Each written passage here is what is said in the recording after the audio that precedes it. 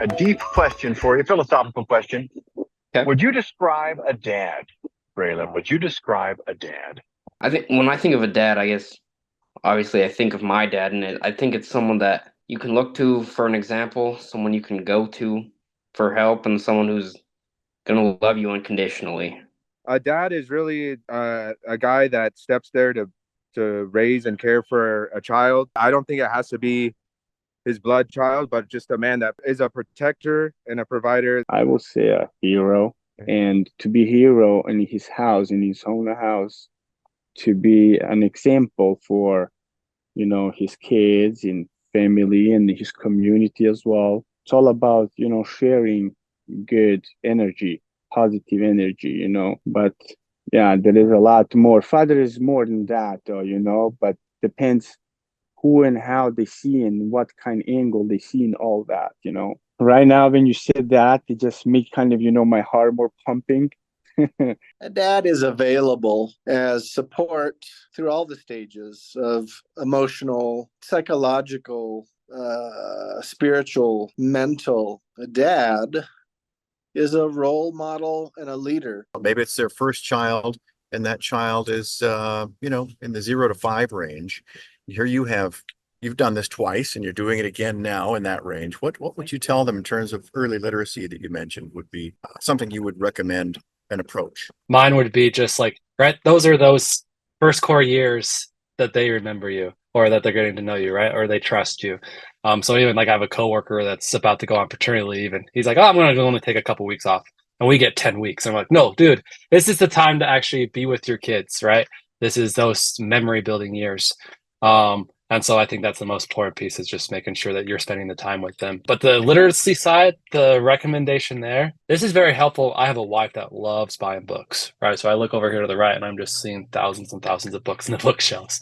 So I think that's just setting that time around to actually read to them. So we have a helpful thing of we read them bedtime stories, making sure that you make that part of that bedtime routine to actually read them those stories and finding that time for that. Living on a ranch like I do, I'm outside almost every day. I'm outside doing something with cows, with irrigation, with farming. And in order to have a relationship with my kids, I would take them with me, riding horses and stuff like that, feeding cows in the wintertime. 2-year-old daughter with her head hanging out the window. She learned left and right, engaging and just immersing toddlers and kids in life. That's the best way to do it. He had a hard time learning to talk, for a while. So he had, some help with that. But a lot of things that we do with him, and he can speak clearly now. Reading, his mom does a lot of reading with him. I do a lot of stories or just conversing with him. We'll talk about whatever. He loves Sonic the Hedgehog, Flash. We'll talk about Flash. He'll tell me stories.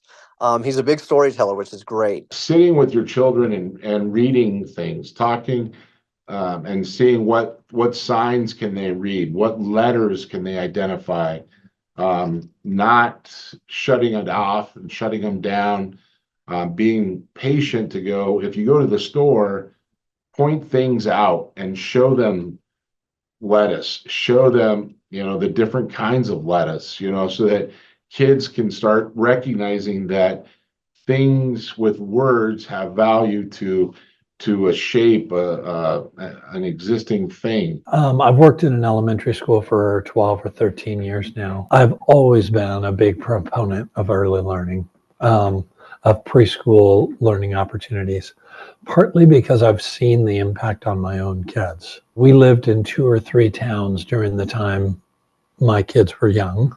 We were able to find and arrange high quality preschool and early learning opportunities for them. I know you've had many triumphs, but what is your biggest one lately as a dad? We built the house that we live in, pretty much the majority of the work ourselves. We built chicken coops, just hanging out with the animals, getting the knowledge of myself how to do it for the first time, and also teaching my kids. That's been kind of the biggest thing that I have going on right now.